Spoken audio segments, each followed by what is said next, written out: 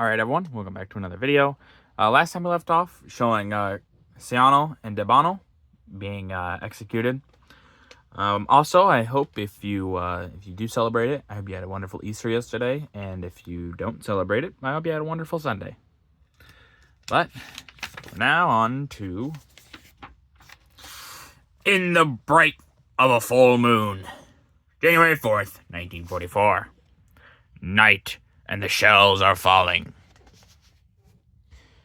This is an Italian battle scene photographed in the bright of a full moon, and probably the first of its kind to be photographed. Peaceful lagoon, nestled in the hills and in the path of the Fifth Army advance, containing a unit of German winter line in southern Italy, is shelled by American artillery. Brilliant lighting from bursting shells light up the buildings to the rear and the left of the Nazi positions, and also being shelled by the Americans who trained at the School of Fire at Forts Bragg and Sill.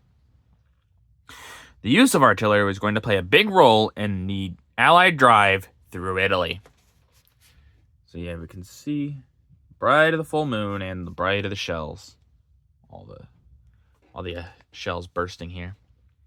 And yeah, there are a few obviously important things that artillery does in both this war and the First World War. There will be a very unfortunate shelling. I don't know if they'll talk about that in this. They've been kind of scared to mention things that the Allies did poorly, but hopefully they do, because it was very bad. American ingenuity. January 20th, 1944. Outwitting the Nazis. A little thing like a capsized ship doesn't stand in the way of the U.S. Army engineers. Here in Naples Harbor, they have outwitted the Nazis, and they have turned a deficit into an asset by transforming an overturned ship into a pier. Nazi demolition experts who sank numerous ships in the harbor at Naples, like this one, did not count on the ingenuity of the engineers. The ship's superstructure, digging into the harbor bottom, steadies the hull. All 5 hatches of the Liberty ship can be unloaded at once alongside the improvised pier. All during the campaign through Italy, the Allies came across numerous scenes of destruction like the one pictured here, designed to slow up the Allied march to victory in the former Mussolini stronghold. Yeah, leave it to the U.S. Army to come up with unorthodox ways to do things. This is a smart idea, obviously. You know, use the down ship as an improvised hull there. Makes it, or improvised pier. Pretty smart, honestly. It's really cool to see that they did that. But, yeah, leave it to the grunts to figure out something like this. They'll do it. Invasion Armada heads for Anzio. January 22nd, 1944. The battle for Rome is on in earnest. This picture was taken as the huge Allied invasion fleet headed towards beachheads in the Nettuno-Anzio sector for the drive on Rome. Barge balloons soar above the ship at the left. So right here.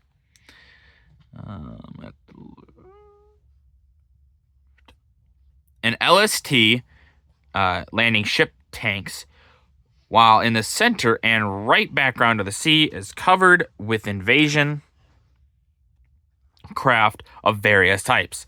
And the Allies had resumed their fight to rescue the Eternal City from her Germanic conquerors.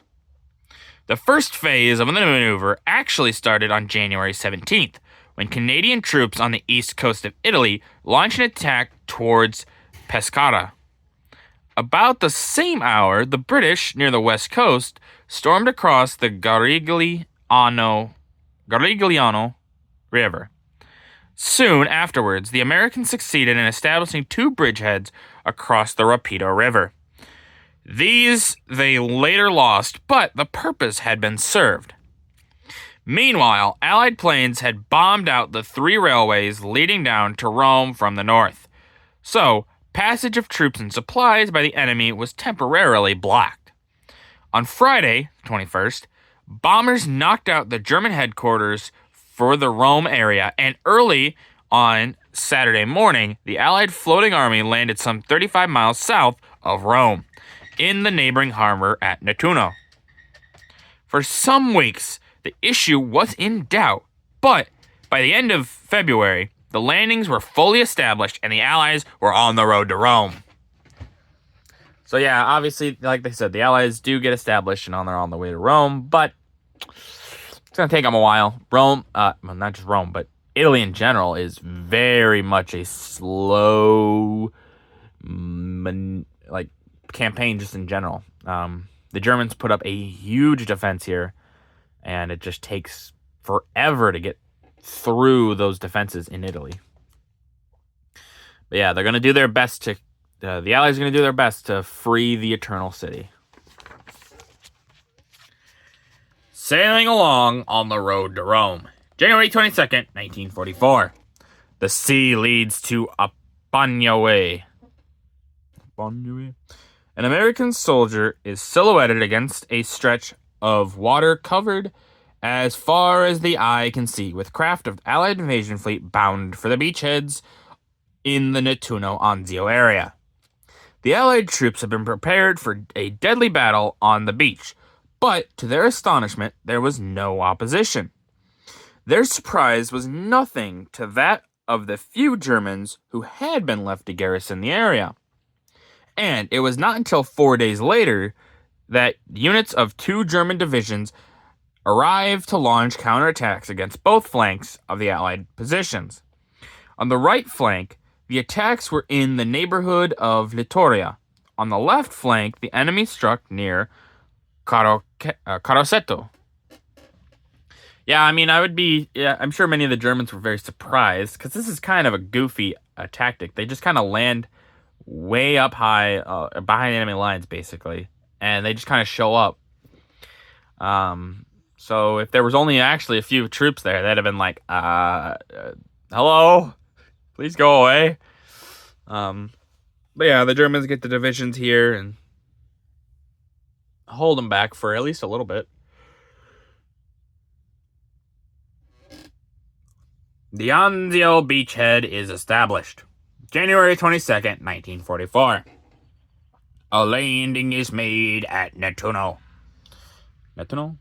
Waterfront hotels bring no thought of a happy holiday to these Americans landing at Nettuno.